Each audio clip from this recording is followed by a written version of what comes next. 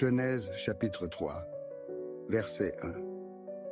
Le serpent était le plus rusé de tous les animaux des champs que l'Éternel Dieu avait fait. Il dit à la femme, Dieu a-t-il réellement dit, « Vous ne mangerez pas de tous les arbres du jardin » Verset 2. La femme répondit au serpent, « Nous mangeons du fruit des arbres du jardin. » Verset 3.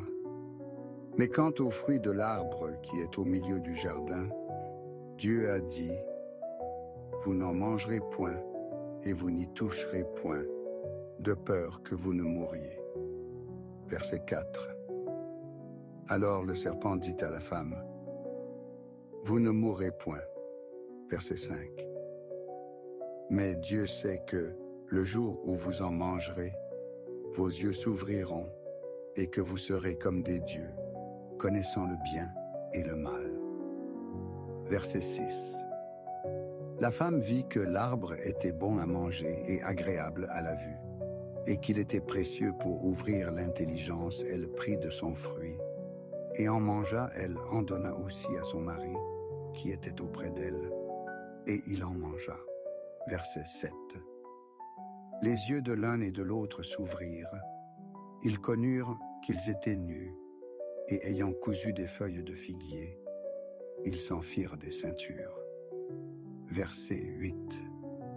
Alors ils entendirent la voix de l'Éternel Dieu, qui parcourait le jardin vers le soir, et l'homme et sa femme se cachèrent loin de la face de l'Éternel Dieu, au milieu des arbres du jardin.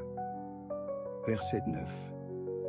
Mais l'Éternel Dieu appela l'homme et lui dit, « Où es-tu » Verset 10. Il répondit, « J'ai entendu ta voix dans le jardin, et j'ai eu peur, parce que je suis nu, et je me suis caché. » Verset 11. Et l'Éternel Dieu dit, « Qui t'a appris que tu es nu? Est-ce que tu as mangé de l'arbre dont je t'avais défendu de manger » Verset 12. L'homme répondit, « La femme que tu as mise auprès de moi m'a donné de l'arbre, et j'en ai mangé. » Verset 13. Et l'Éternel Dieu dit à la femme, « Pourquoi as-tu fait cela » La femme répondit, « Le serpent m'a séduite, et j'en ai mangé. » Verset 14.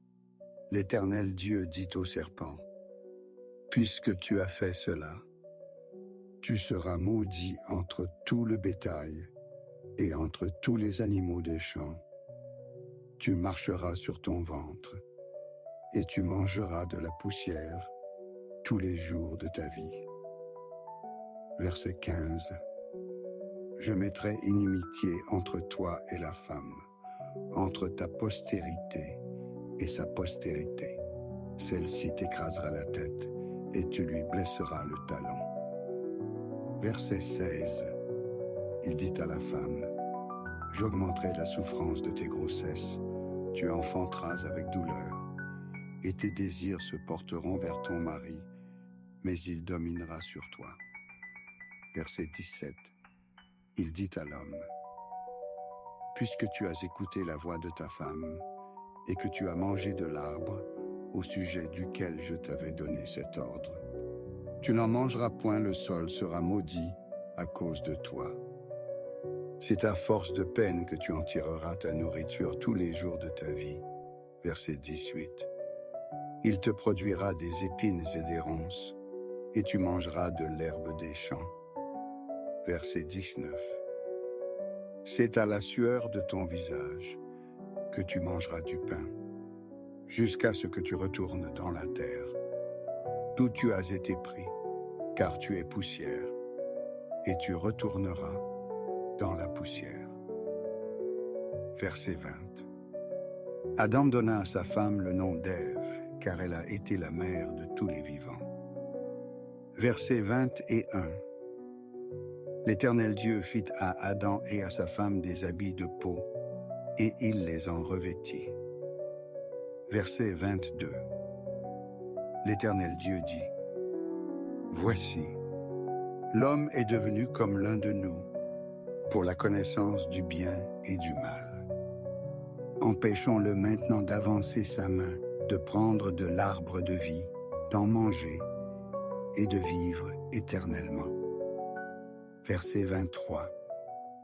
Et l'Éternel Dieu le chassa du jardin d'Éden, pour qu'il cultivât la terre d'où il avait été pris. Verset 24. C'est ainsi qu'il chassa Adam, et il mit à l'orient du jardin d'Éden les chérubins qui agitent une épée flamboyante pour garder le chemin de l'arbre de vie.